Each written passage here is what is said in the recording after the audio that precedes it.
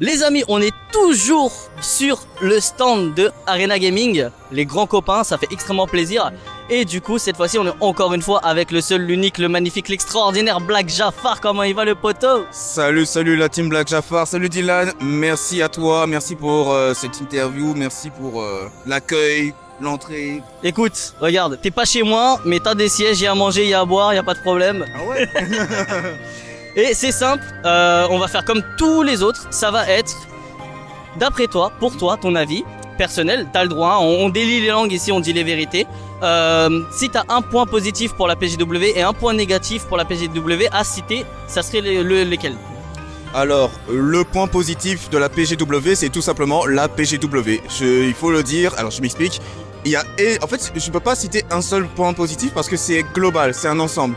Que ce soit les animations, les stands, le concert au Dôme, c'est vraiment fait pour les fans de jeux vidéo. Une amélioration générale. Une amélioration plus que générale. À une époque où les queues étaient interminables, là, ça va, c'est faisable. Faut être patient, mais ça va, c'est faisable. Les exclusivités, ça va.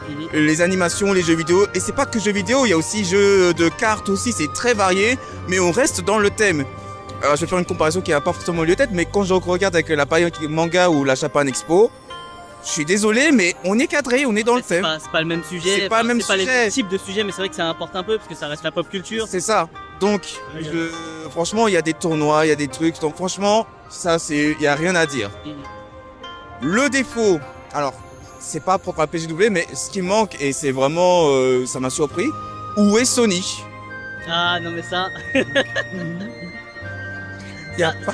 déjà, je te l'avais dit, on en avait parlé, et je t'avais dit que l'une des rumeurs qui était en train de courir un peu partout, c'est que cette année Sony serait pas là. Et c'est le cas du coup. Ouais, bah ça. Mais du coup, c'est un peu la fuite des éditeurs, tu veux dire? Ouais. Oui, c'est un peu la fuite des éditeurs. Bon, alors après, il y a toujours des éditeurs pièces comme on a discuté, genre Ubisoft, etc. Il y aura toujours ces stands-là. Par exemple, Ubisoft avec Just Dance, ce sera toujours là, il n'y a pas de souci. Nintendo, ce sera toujours là. Mais le fait qu'il n'y ait pas ce grand pilier qui est Sony, qui, on le rappelle, comme c'est Sony avec ses exclusivités. Il y a Ghost of Yotei par exemple, mais il n'y a pas de Sony. Donc je suis un peu...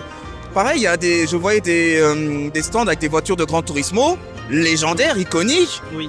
Mais il n'y a pas Sony, il n'y a pas Polyphony. Et je me dis, c'est presque un peu un acte manqué. C'est genre, t'as la pizza, t'as les garnitures, mais t'as pas la base en fait. Voilà, la comparaison est totalement foireuse. Il manque la sauce. Il manque la sauce, voilà. La comparaison est totalement foireuse, vous avez compris le délire. Non, mais ouais, c'est un peu... Non mais je comprends. Ouais, c'est un peu pour moi un des grands absents et j'espère que ça va pas trop impacter de donner des